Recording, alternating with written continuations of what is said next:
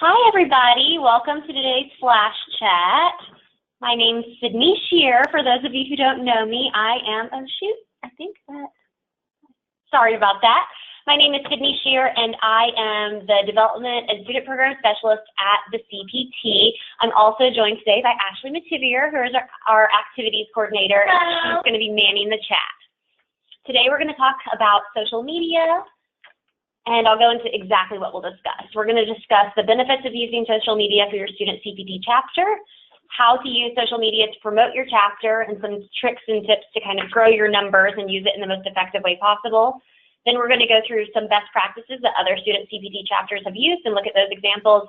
And finally, we're going to end really quickly on some helpful resources, both for social media and how to use technology to make your meetings more engaging. So to get started, I just want to briefly discuss why you should even care about social media at all. We have many student CPT chapters who are using it, but we also have a lot that aren't using it. So I want to use this time to briefly tell you why this is something that you should consider. First, you can use social media to post about your chapter activities, so it raises awareness for other students on campus who might not have otherwise known what's going on. You can post photos and videos of events that you've had, so further creating that buzz and getting people excited about what you're doing.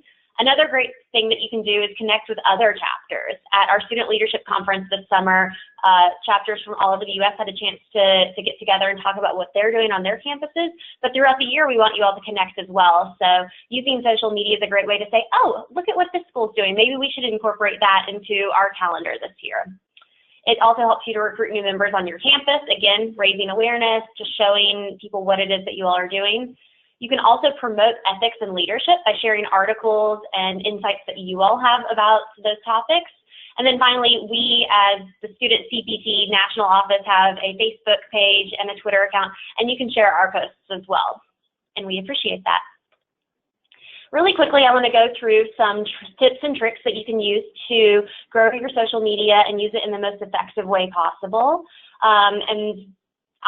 There's a lot of different things that other chapters might be able to recommend to us as well, but these are just some that we've put together from our own social media and also talking to other chapters. You can first, in order to make people like or follow you on Instagram or Facebook or Twitter, when you have meetings or when you go around to classes to speak, make announcements. Tell everybody, hey, take out your phone right now. Follow us.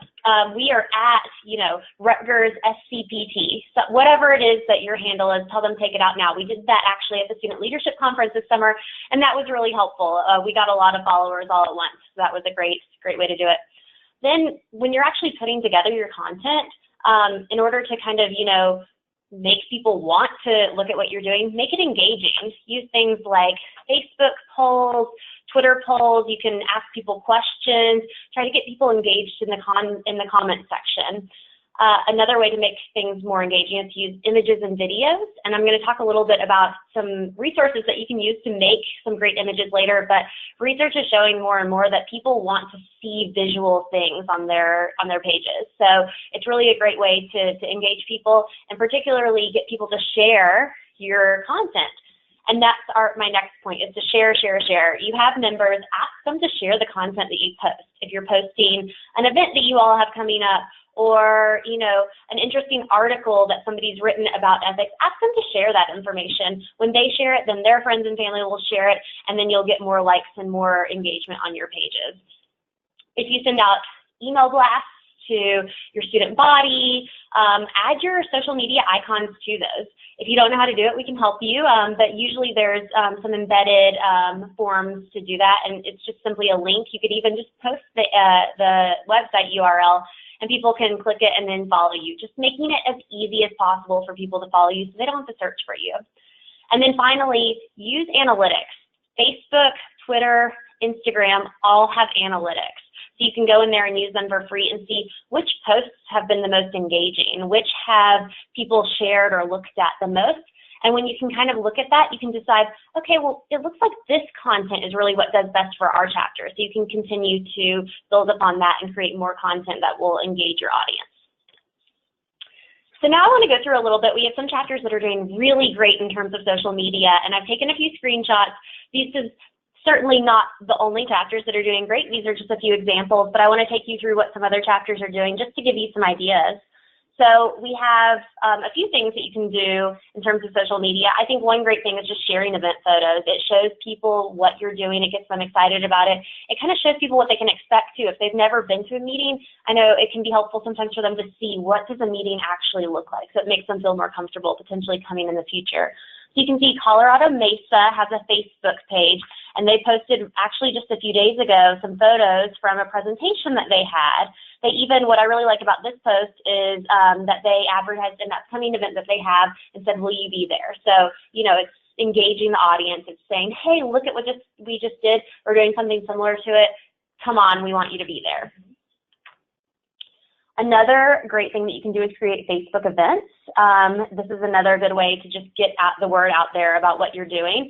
And when you create a Facebook event, you can, as you all know, share it with your friends, invite your friends so that they'll be notified that the event's happening.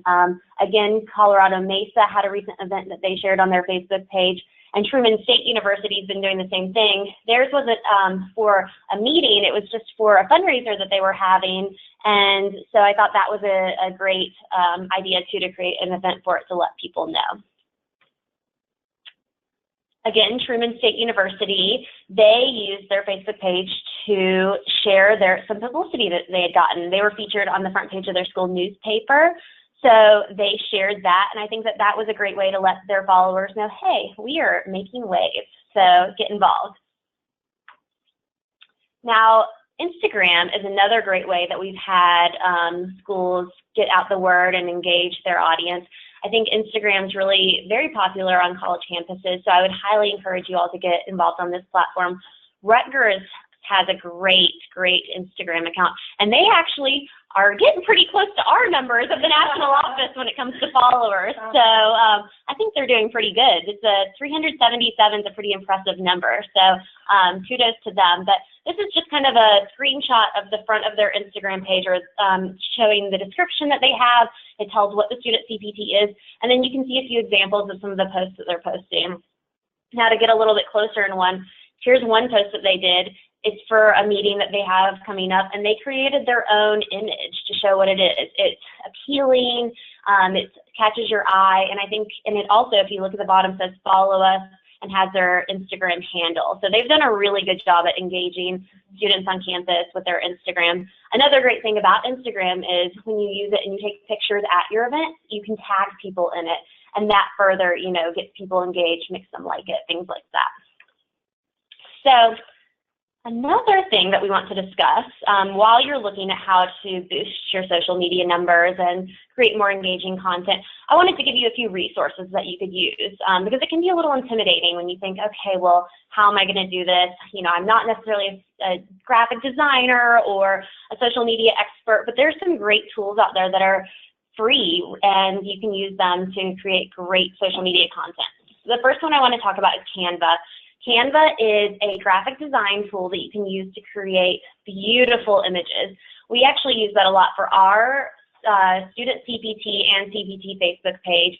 They look very professional, and it's free to use. There are some features that you can pay for, but for the most part, I think that the free resources are great. So I would highly suggest getting signed up for that and creating some great images that you can share both on Instagram and Facebook. The great thing about it too is that they actually size them and format them for those platforms. You never have to worry about making sure it's the right size. It's all included within that website.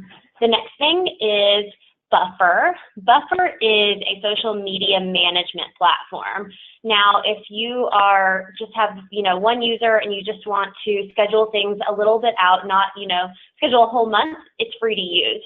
You can pay to have more features, of course, again, but essentially what Buffer allows you to do is schedule Facebook and Twitter posts. I'm not sure if it's on Instagram yet. I believe, but I know that it's on Twitter and Facebook. So this is great because you can schedule 10 at a time with their free service, and it actually tells you this is the best time to post these. You post your time zone, and it says, based on kind of your demographics and all these things, it tells you post at these times. So you can make it really easy for yourself. Every week you can go in and say, I'm going to spend an hour putting together some content, schedule it all on Buffer. You don't have to worry about it for the rest of the week because they're going to go ahead and post it for you. So that's a great tool to use. I would also encourage you to use hashtags when possible. We use a few hashtags that you'll find on our social media, but we're always looking for new hashtags to use to get our content out there. And a website that we often use is called Hashtagify. Now, this is a website that's free to use. You go in and you can search for the topic that you want to post about. So say that you want to post about ethics. I typed that in this morning. It tells me kind of how popular the topic of ethics is, you know, where it's trending, and then kind of some other hashtags that we could use that would promote ethics. So I typed that in, and it said some of the top hashtags were leadership was one of them that I saw. So it's a really helpful resource if you go in and just kind of search around for a few things, then it'll give you some great hashtags to try to use, and that'll get your content out there as well. And then finally, something that we've been trying to do a lot more of are infographics, because it's a great way to concisely sum up, you know, facts. And it could be facts about your student CPT chapter, about ethics in general. And it's appealing and catches the eye. It's better than, you know, typing out a bunch of facts and figures. It's really going to be something that people will want to share. So, and I know, again, we're not all graphic designers, but a great tool for this is Pictochart, and it is a service that will allow you to create your own infographics on the website. So you can go in, sign up for an account similar to Canva, and then you can play around with it and create some really cool images there. Now, finally, the last thing that we wanted to talk about today are some helpful meeting resources. Since we're talking about technology when it comes to social media, we wanted to share some ways that you can bring technology into your meetings in order to create more engaging meetings. So we talked a little bit about this at the Student Leadership Conference, but I just want to re-emphasize this as well, particularly for the students that weren't there. We have a lot of schools that have used these resources, and this is how we've found them, really. But so we have Jeopardy Rocks, which is, that's actually the website. If you type that in, you can go to the website, and you can create your own Jeopardy game, which is really cool. We've had schools that have done that, and they've created categories. You can create a category called ethical leadership and have questions about that. You can have a category about your school and have questions about that. And it's really just a fun, engaging way to have a meeting. So I would definitely suggest you check that out. It's free, by the way. Kahoot is another very cool service that we've used. We've actually used that in some of our meetings at the CPT National Office, and it's a text-in polling service. So basically, you set up some questions that you want to ask. You have multiple choice questions. It's a great way to open a meeting too. You know, you can have, and so people sign in, they put in their name, and they can text in their answers to different things. So you can find out, you know, things like how much people already know about ethics and start the meeting off that way. Or, you know, you can ask questions, again, similar to the Jeopardy Rocks, about ethical leadership or your school or anything random that you want to ask about. It's just a really fun platform to use. Similar to that, Poll Everywhere is a polling service that you can use. You can embed it into your PowerPoints. And you can get information of like demographics. If you're having a big meeting and you want to know what major is everybody here, you can set that up and have them text in, and it tells you immediately live on the screen, oh, look, we actually, you know, have a lot of communications majors here. That's great. So then it's just a good way to, you know, break the ice and create meetings that are more than just people sitting there talking to you. Now, that's all we have for today. It's a short flash chat. So I know there's a lot to cover when it comes to social media, and we went through it really quickly. So I am going to see if we have any questions in our chat real quick.